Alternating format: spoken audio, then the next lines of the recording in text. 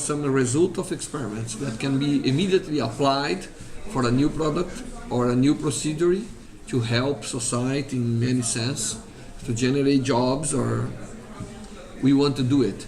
That's why I have this part of innovation. And we take that very serious, because that's a way to show how relevant it is to do basic science. You know, you advance the knowledge, but at the same time you advance society as a whole. You know, if people don't understand why we're doing science, it's very bad, because we depend on public money for science.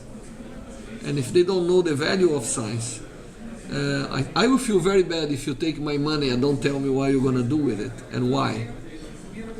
So we try to do a very strong program on diffusion of science, so everybody, all the citizens, from young kids to old people, understand that applying science is a way of getting rich, is a way of getting a good society. If we wait for getting a good society, then to applying science is a mistake. It's not the way that happens.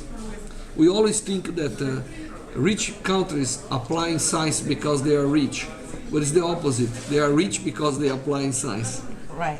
And they know the right value of science. So we make diffusion of science so everybody understand that science is necessary for taking people out of ignorance, but it's also necessary to generate a rich society, a rich country.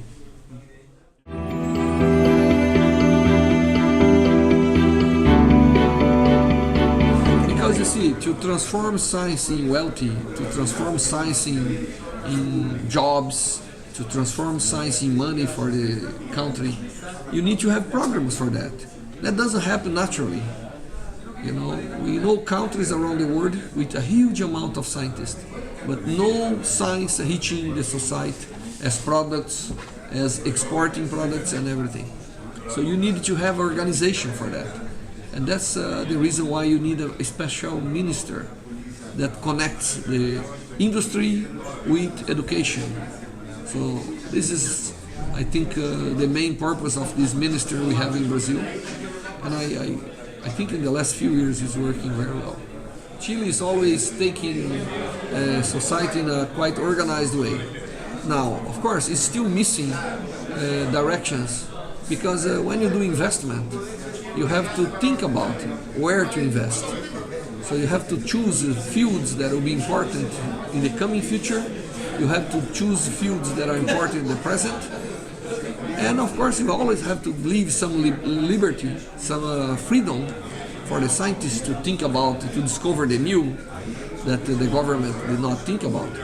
But today it's clear that society needs new pharmaceuticals, society needs new instruments, society needs communication. So right there is already a few fields to really invest strongly to provide the innovation and the products that society needs. No country can depend fully in import of medications and communication.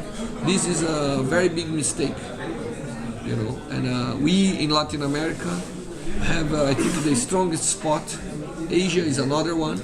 So we could be kind of almost independent on international crisis if somehow we have a strong market. And of course, for doing this, we need strong products. We need to be providing to our society the basic needs. And basic needs involve health, education, food, of course, and communication nowadays.